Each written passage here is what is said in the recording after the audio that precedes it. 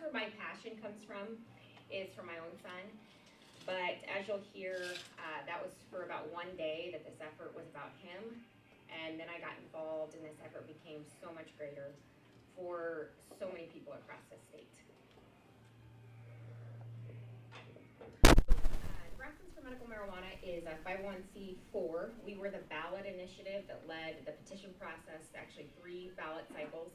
But we're essentially an organization now that educates. Are going to continue educating, the advocacy on this. And NMM was started by a group of parents like myself who just were really passionate about this issue and wanted to see furtherization of legalization of cannabis for medical use in the state. But really, who is NMM? NMM is the people. Oh, and I'm sorry that I.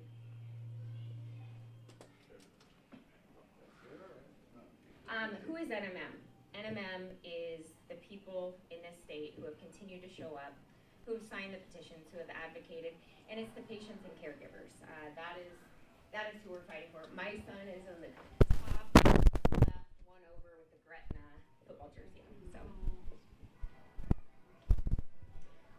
So just a brief history of where we've been. So as early as 2014, there was a group of parents. Their children had catastrophic forms of epilepsy. They were seeing that in children in other states had access to medical cannabis, and it was life-changing for them. So they started going to lawmakers. As Tommy Garrett was the first senator who brought the bill about medical cannabis. And year after year after year, we walked away with no movement. A lot of opposition. We're not doing this here. And so ultimately, we decided to pursue the ballot in 2020. We were overwhelmingly successful in collecting the signatures on one constitutional initiative. Later, it was tossed off the ballot, never was on the ballot, after the Supreme Court determined that medical cannabis access and medical cannabis possession are 2 unrelated subject matters. So we continue bringing bills in the legislature. I believe we brought another one in 21 and 22. 22, we pursued the ballot yet again. We lost all funding. Our effort has never had any type of big backing behind it. It's truly been grassroots. So we were unsuccessful. I think we had 97,000 signatures in 2022 on 2 initiatives. We needed 87,000 ballot. It just didn't have that. So that led us to bring another bill in 2023. No success there, so we went back to the ballot in 2024. We essentially split our initiatives into 2 pieces. And the reason that we landed on that was based off the Supreme Court decision in 2020 that said we did it wrong the first time.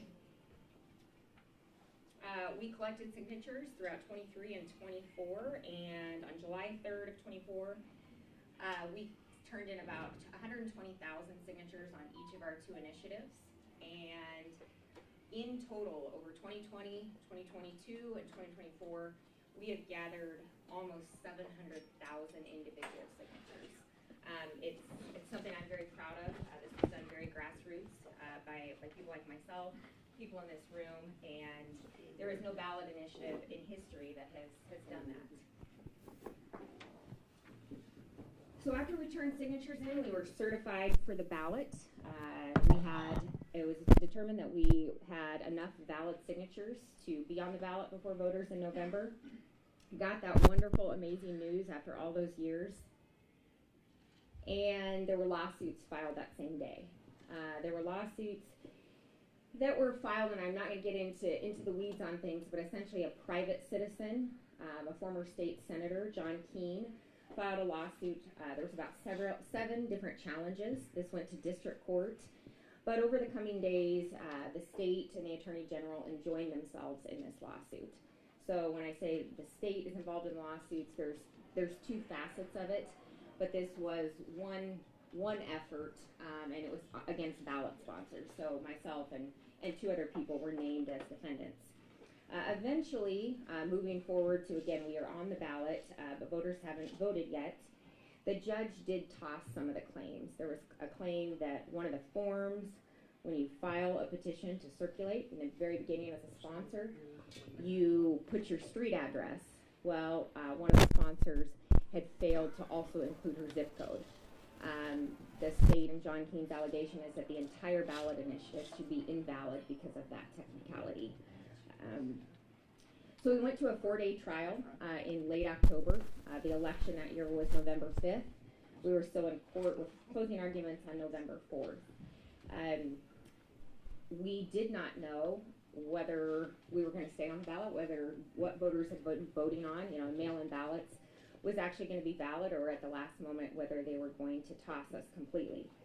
The judge did decide not to order or to give a ruling before the election. The state did try and ask the judge to stop the countings of the votes. The judge did deny that. So on November 5th, we cast our votes as Nebraskans, and it was a wonderful day. This is my son when we got to finally vote. So huge day. Overwhelmingly, Nebraskans said yes to this. So on the two initiatives, the one came in at 71% statewide, which is phenomenal and not a surprise. We knew that type of support was out there. And then on the second petition, it lagged behind just a little bit. That was the regulatory petition. It passed in all 49 legislative districts. So to make that very simple, that lawmakers in Lincoln, there is not one lawmaker who their constituents did not pass this.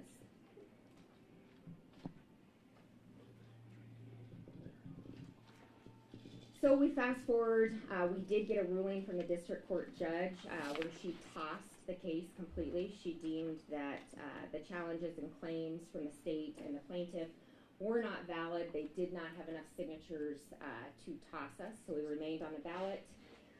And they appealed that, obviously.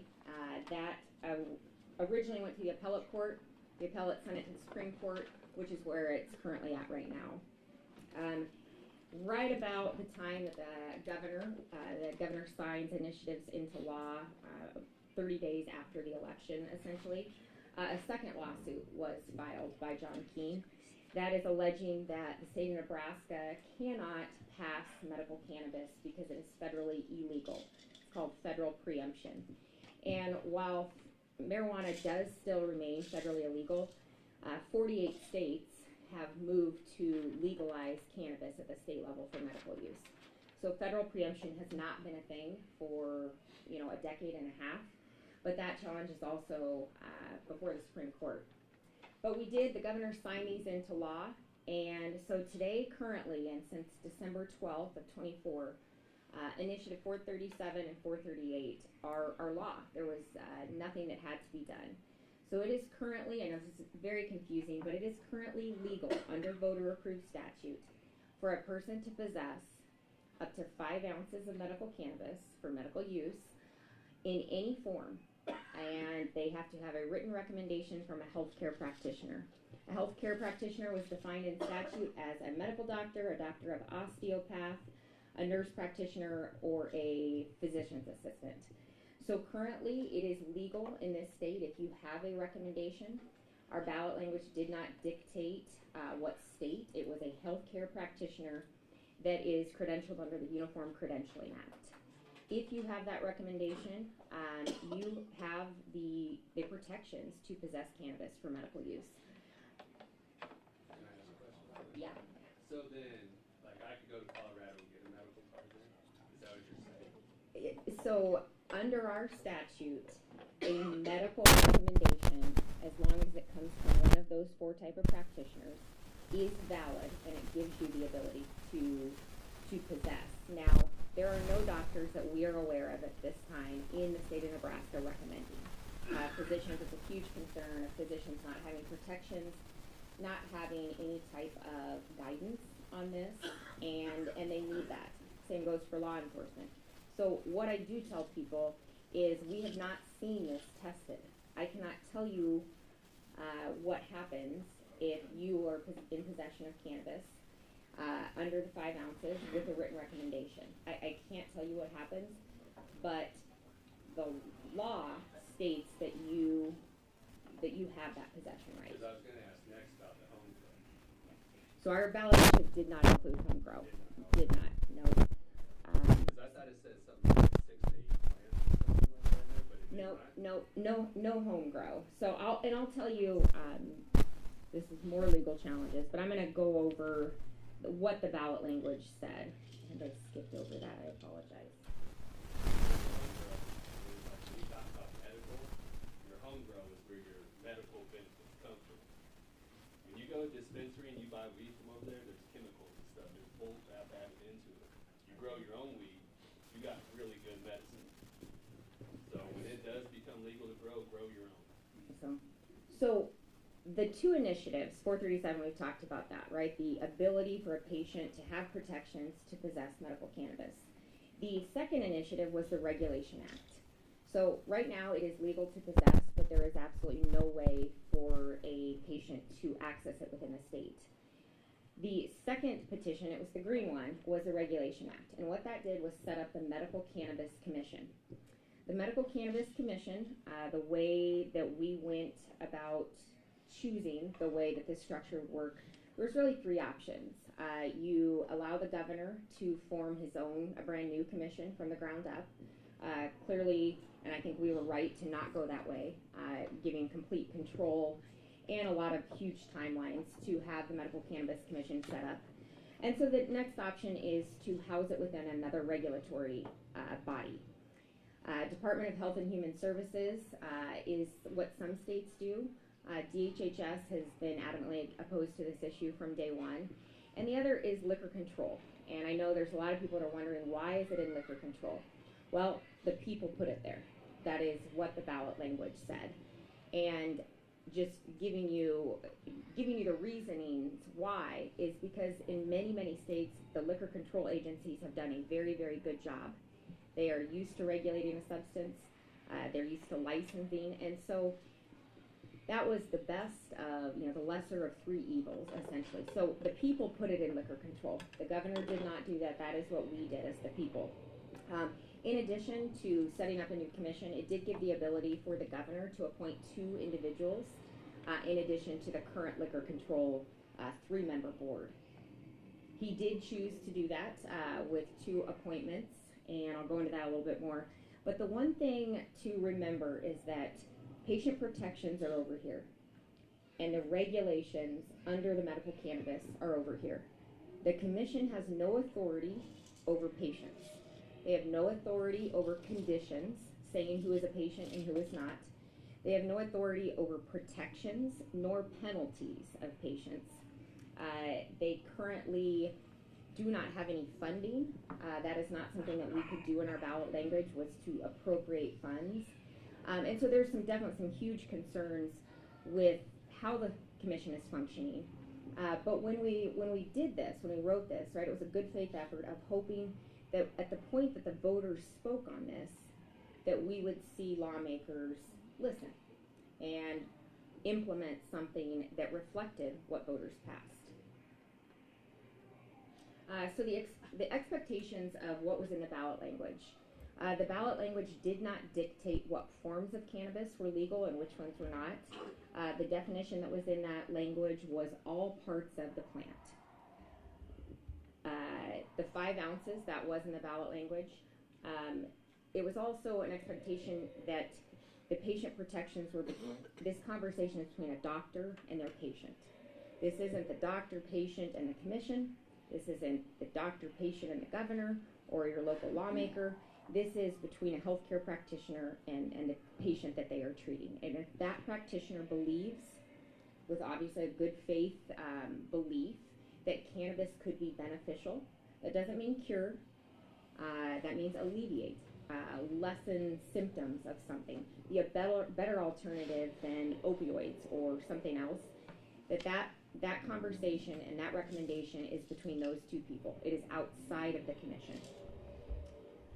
And the commission, I think the intention of the voters when they voted on this was that the commission would adhere to the ballot language and reflect what the voters passed, not take it into their own interpretation or their own opinions or their own personal biases. So leading up to the commission forming, what we did and what we were supportive of last year is typically what happens once a statutory initiative has passed on the ballot. So think about gambling. the people passed gambling, and then the legislature came in and they set up a framework, and they gave that framework to the commission then to work on, and they gave them a blueprint, think of it. So once things passed on the ballot, we were supportive of a bill that came through last legislative session that essentially set up the framework. It talked about licensing. It talked about number of dispensaries where a patient's going to get their medicine. And that was an incredibly huge fight. We had a lot of opposition. That bill ultimately died, and the opposition came from the Attorney General, the Governor, and U.S. Senator Pete Ricketts telling the legislature to stand down and not pass implementation. We are going to let the commission handle it. Well, the writing was on the wall that this commission is not going to function without money, without framework. Leading up into the days of the votes, the governor did go forward and appoint 2 individuals to the Cannabis Commission. The 2 individuals that were appointed to the Cannabis Commission have been working on the other side of the aisle of this for well over a decade. And so when those were the appointments, I think, again, it was very clear that this system is doomed to fail. This system is not honoring the will of the people. And that is what now we have seen. So we've got the 2 individuals that were appointed. One of them actually just resigned last week. And what we saw with the Liquor Control Commission is the governor asked early on one of the individuals to step down and not be reappointed. That individual was asked not to reapply because they wanted somebody with more cannabis experience on the liquor control. And so we saw the governor then appoint somebody for liquor control. And there's 2 other individuals. Well, later, late last year, the governor, and there was other things going on in that commission that completely outside of this, but ultimately the governor asked those 2 individuals to resign as well. And so all of that to be said is that the governor has now appointed all 5 seats of the people that serve on the Medical Cannabis Commission. That was not the intent of voters. And we see that the 2 individuals appointed directly to medical cannabis, again, are not individuals they're very biased on this issue, and that brings concern from us as advocates, as parents, is the regulatory framework on this and how it is set up is very, very important. To set up this system well from the start so it functions, so it provides safe medicine, good access. We make sure that these products are tested, that Nebraskans have access, so they're not going into other places, that they don't have to go across state lines. We want this to work for Nebraska. And, you know, our mission and our efforts haven't been aimed at tax revenue, but obviously that is something else, that our money, I think everyone knows, is going outside of the state on this issue. Very similar to gambling. And right now there is an unregulated Delta 8 hemp market where people are also accessing. And we really wanted medical cannabis to be different. We wanted this to be a regulated, controlled system, but yet that functions for patients. I also wanted to highlight that when we think what is the commission doing, or what are they doing under the direction of the governor, that we have concerns about. Well, the concerns that we have is that they have put forward rules and regulations that do not adhere to voters' statutes. So they've got 438 and they're making decisions under 438. Their authority, as passed by voters when the object statement was read, is to regulate the manufacturing, the distribution, the dispensing, and transportation of medical cannabis. It does not say the patients. It doesn't say the practitioners. And so, again, what we expected and what should be expected is that this commission then should take the ballot language, what was passed, and implement it according to that. Right now, their emergency rules and regulations that they put into place does restrict products. The only products that are going to be sold are pills, oils, tinctures, suppositories, transdermal patches, and vaporization via a nebulizer or inhaler. So that takes whole plant access, which many patients do need. Vaporization in other forms takes that away. Edible products, a gummy that a patient might need because they can't keep pills down. All of those are prohibited under the rules and regulations. They also have put in, voters approved 5 ounces without restriction. Now, the physician could choose to restrict in their recommendation that this patient only needs this much.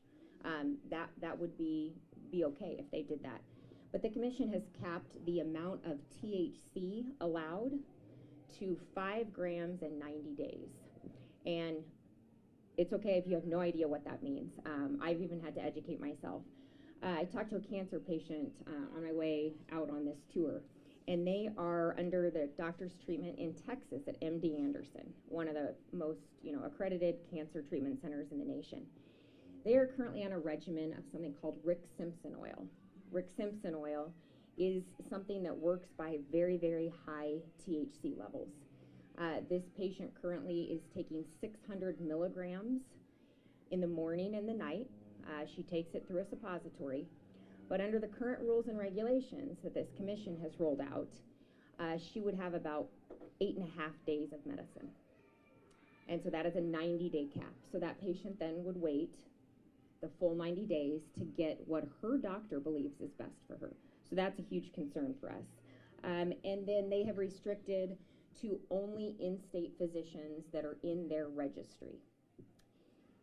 Our ballot language did not dictate that. And the reason that we didn't is because Nebraska is made up of a lot of rural areas that don't have access to health care. A lot of areas that don't, even in Omaha, that don't have access to specialists that someone might need to see. We see a huge amount of people going to Colorado, obviously for healthcare in Denver, South Dakota, Kansas City, and then Minnesota. My son's doctors are all in Minnesota. And I don't believe that any patient decides they want to go and drive 8 hours to their doctor. But they are forced to do that because if there is not a doctor here that can treat them, or they've exhausted every healthcare practitioner in our state, what does someone do? If they're able, they go elsewhere.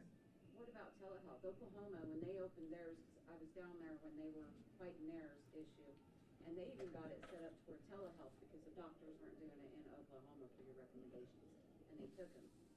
So that will, right now, under the current, again, the 437, it does not dictate whether that has to be an inpatient visit, a telehealth visit, a phone conversation. That is not dictated. The commission, it will need to be an inpatient appointment. You must go back to that doctor, and I want to clarify, you don't have to go back in person, but every 30 days. Our ballot language said that a recommendation was valid for 2 years, or at the discretion of a practitioner. Obviously, a practitioner could revoke it. They could put a limitation at any point. But patients are going to be forced to, every 30 days, go back to their doctor. Remember, the doctors don't exist right now. That is yet to come. So just what our group believes, myself as a parent who's been working on this, somebody that wrote the ballot language, is we've got kind of 5 different sectors of the dismantling of what voters passed. Whether people agree with it, whether people specifically when they went to the ballot said, okay, I want to make sure that this is included. We took it to the ballot, it passed, and now what we are seeing is that the commission is an anti-cannabis commission. They are uneducated. I want to give them that this is a complex issue. Nebraska has never legalized cannabis. We need individuals, I believe healthcare practitioners deserve to have a voice in that. Law enforcement. I believe there's a place for patients and advocates who understand the challenges that they face. Regulatory, that is what makes up a good commission to set this up good from the start. And I believe that with Nebraska being the 48th state, the other 2 that do not have any medical cannabis laws are Idaho and Kansas.